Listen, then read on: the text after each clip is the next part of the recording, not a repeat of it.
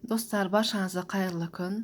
Бүгін мен сіздермен осындай дәмі балмұздаққа ұқсаған балқаймақтың әдісімен бөлісемін.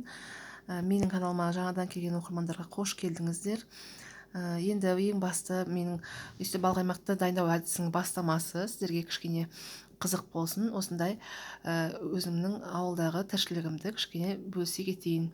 Таңертең тұрып 6:30-да тұрамыз. Сиырларымызды жуып жасап сауып аламыз. Енді осы бұл ауылдың тағамдарының бірі балқаймақ болғаннан кейін сол тіршілігімен кішкене бөліскелі отырмын. Сиырларымыз сауып, сүттерін жақсылап өңдеп, қаймақ, сүт және де ірімшігімізді аламыз. Солардың бірі қазір балқаймақ жасаймыз сіздермен бірге. Міне сүтіміз дайын. Енді осы сүтімізді қаймағын айыратын міне осындай сүт машинамызға тартып, қаймағын айырып аламыз. Міне қолдың қаймағы, свежий қаймақ. Сағынғандар да бар шығар осы қаймақты. Енді осы қазір қаймақтан балдай балқаймақ жасайтын боламыз сіздермен бірге. Ол үшін ең бастысы, ең бірінші жарты литр қаймақ аламыз, свежий қаймақ. Осындай және де 2 қасық оған бал қосамыз, сосын ұн қосамыз кішкене. Ең бірінші осы ыдысымызға 3 қасық қаймақты бөліп аламыз құйып.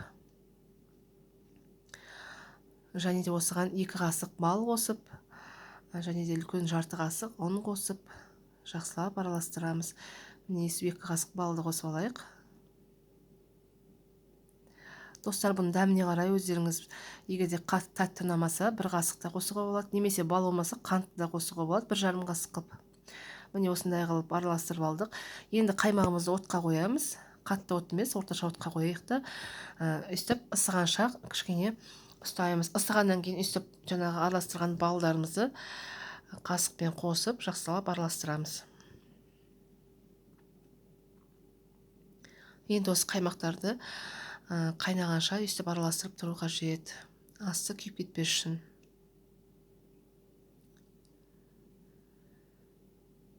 Міне біздің балқаймағымыз қайнап бастады. Араластырып тұрып, енді осы қайнағаннан кейін ол қаймақты 7-8 минут ары қарай қайнату керек, дайын болғанша. Тек қана араластыруды ұмытпаңыздар. Және де ыдысымыздың түбі қалың болу керек, жабысып қалмас үшін. Міне араластырып тұрып, әбден дайын болшы. Достар, міне 7-8 минут қайнаттым. Енді балқаймағымыз дайын болды. Астын өшіріп, қаймағымызды ала беруге болады.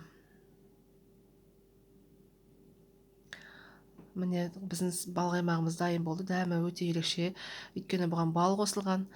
Және де достар, бұл қаймақты қысқыға, мұздатқышқа, бутылкаларға құйып сақтауға да болады. Дәмі еш өзгермейді. Достар, егер де бүгін мен сіздерге видеом ұнап жатса, балқаймақтың дайындау әдісі менің каналыма видеоға лайк басып, комментарий жазып, каналыма тіркелуді ұмытпаңыздар. Ары қарай да қызық видеолар болады. Сау болыңыздар.